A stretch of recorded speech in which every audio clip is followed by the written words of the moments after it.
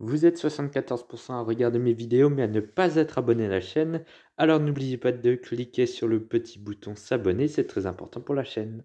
Bon, aujourd'hui, une vidéo que j'avais pas prévu de faire, j'avais prévu une autre vidéo à la place, mais les aléas ont fait que je vais faire cette vidéo puisque Suzuki, alors n'a pas annoncé officiellement, mais il y a de grosses rumeurs comme quoi Suzuki quittera la MotoGP à la fin de la saison 2022. Alors vous savez, les rumeurs, hein, toujours les rumeurs, mais par contre, cette fois-ci, ce n'est pas une rumeur comme on en voit tous les jours, puisque la Dorna a réagi, puisque les pilotes ont réagi, en tout cas Joan Mir, le staff a réagi, donc c'est vraiment une rumeur réelle. Suzuki quittera donc bien la MotoGP à la fin de l'année.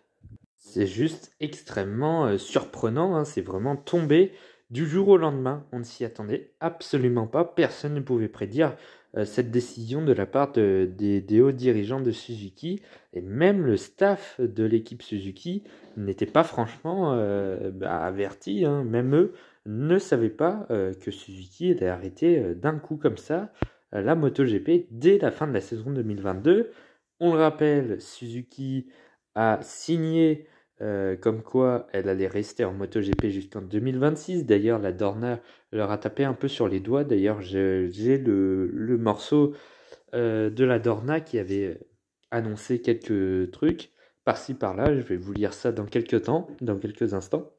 Alors, le voilà, ce communiqué de la part de la Dorna qui est tombé hier.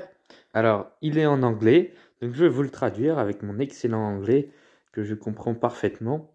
C'est faux. Bon, en gros, dans ce communiqué, on apprend, donc suivant les récentes rumeurs du départ de Suzuki de la MotoGP, la Dorna a un peu tapé sur les doigts de Suzuki, hein, en gros.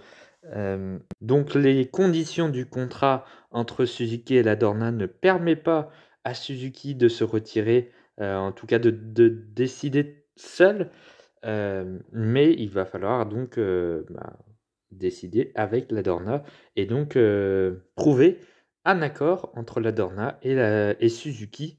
Donc si cet accord est donné, la Dorna va décider de trouver le nombre idéal de pilotes et d'écuries pour le MotoGP en 2023.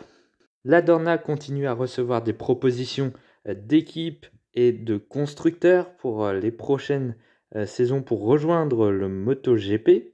Bon, après, on a une phrase, hein, et que le MotoGP est un sport qui continue à être un exemple global de la compétition serrée, si vous voulez, également d'innovation, avec des milliers, de millions de fans dans le monde. Bon, ça, voilà, c'est pour montrer que la Dorna, c'est pas n'importe qui non plus. Il faut toujours se mettre en valeur, et oui, même la Dorna. Voilà un peu pour ce communiqué qui est tombé donc il y a 2 jours. Mais bon, j'ai pas tout traduit parce que bon, je suis pas excellent en anglais, hein, vous le voyez, j'ai traduit vraiment en live. Ça donne pas, c'est pas terrible, hein. Va falloir que je m'améliore sur ce point. C'est pas gagné. Bon, bref, au-delà de toute cette déclaration de la Dorna, je vous ai pas mis les déclarations de Joan Mir ou du staff de Suzuki. J'aurais pu, mais bon, après, je veux pas que la vidéo s'étende de trop non plus. Il y a un point aussi qui va compter énormément pour 2023, c'est les pilotes. Où vont-ils aller, Joan Mir et Alex Rins? Pour Joan Mir, champion du monde en 2020, normalement, il y a une équipe qui va faire une petite place. Normalement, pour un champion du monde, on va pas le laisser. Joan Mir, c'est un bon pilote. En revanche, pour Alex Rins, c'est un peu plus compliqué. La saison 2021 a été très compliquée. La saison 2022 part plutôt bien. Donc voilà, il faut continuer sur cette voie-là pour Alex Rins. Sinon, pour trouver un guidon l'an prochain, ça va être compliqué. Il y a aussi peut-être une nouvelle équipe qui va arriver en 2023. Peut-être qu'Alex Rins et Joan Mir, éventuellement aussi, hein, pourraient rester dans l'équipe, quitter Suzuki pour la nouvelle équipe qui viendrait éventuellement pour 2023. Honnêtement, ça, c'est un peu tard quand même. Je pense pas qu'il y aura une équipe nouvelle dès 2023, mais plutôt peut-être pour 2024, ça ce serait possible. Avec le départ de Suzuki, du coup, niveau transfert, ça va être un peu le bazar, puisqu'il va falloir caler deux pilotes assez bons, hein, quand même. L'un est champion du monde, l'autre a fini dans le top 3 du championnat la même année, d'ailleurs, en 2020. Donc, c'est pas n'importe qui non plus, ces pilotes. Ça va faire 2 places en moins, pour le moment. On parle de Joan Mir chez Honda aux côtés de Marc Marquez. Personnellement, je trouve que c'est pas une si bonne idée que ça, parce que la moto est surtout faite pour Marc Marquez, mais si Joan Mir arrive à la dompter, ça prouvera que c'est vraiment un grand pilote, puisque depuis Dani Pedrosa en 2018, il n'y a pas grand monde qui a su dompter cette Honda Repsol à part Marc Marquez, parce que les Jorge Lorenzo, les Alex Marquez ou Paul Espargaro, ça s'est pas vraiment passé exceptionnellement bien.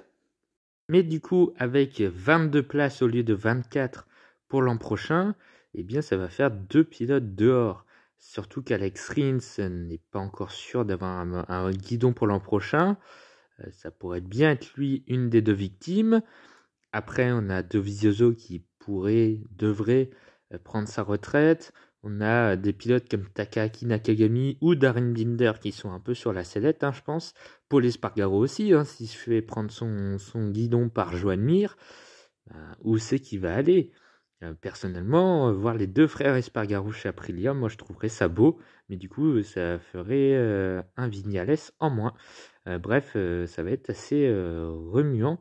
Et les jeunes pilotes qui n'ont pas encore fait leurs preuves, notamment les rookies cette saison, comme Fernandez, Gardner, etc., normalement devraient garder leur place, mais attention pour une prochaine année. Bon, après, il y a toujours cette potentielle nouvelle équipe qui pourrait rentrer au championnat l'an prochain ou dans 2 ans. Mais il y a aussi les pilotes Moto2 à ne pas sous-estimer, notamment Celestino Vietti qui écrase le championnat Moto2 actuellement. On a Ayogura, on a Aaron Canet, Tony Arbolino, on a pas mal de gens qui pourraient monter en catégorie reine. Bref, ça va être un peu le bouchon. Si on a 2 places en moins avec 4 pilotes de Moto2 en plus de tous les titulaires de cette saison, ça nous fait à peu près quasiment 30 pilotes pour 22 places. Il va pas y avoir de la place pour tout le monde. Bon, pour le moment, ce n'est pas officiel. Quand ce sera officiel, parce qu'on ne se demande même pas si ce sera officiel, mais quand ce sera officiel. Quand ce sera officiel, je ferai sûrement une vidéo sur Suzuki et leur histoire en MotoGP, qui est assez, quand même, qui est pas mal, quand même comme histoire. Imaginez que le dernier titre avant Joan Mir, c'était Kenny Roberts Jr. en 2000. Ça faisait un petit paquet d'années qu'ils avaient pu gagner de titres mondiaux du côté de Suzuki. J'en ai fini avec cette vidéo. S'il y a un communiqué qui tombe, comme quoi Suzuki quitte officiellement la MotoGP, je vais peut-être en reparler. En tout cas, pour donc cette fameuse histoire de Suzuki en MotoGP, vraiment à l'improviste un peu. Mais normalement, ouais, peut-être une nouvelle vidéo sur Suzuki pour la prochaine fois.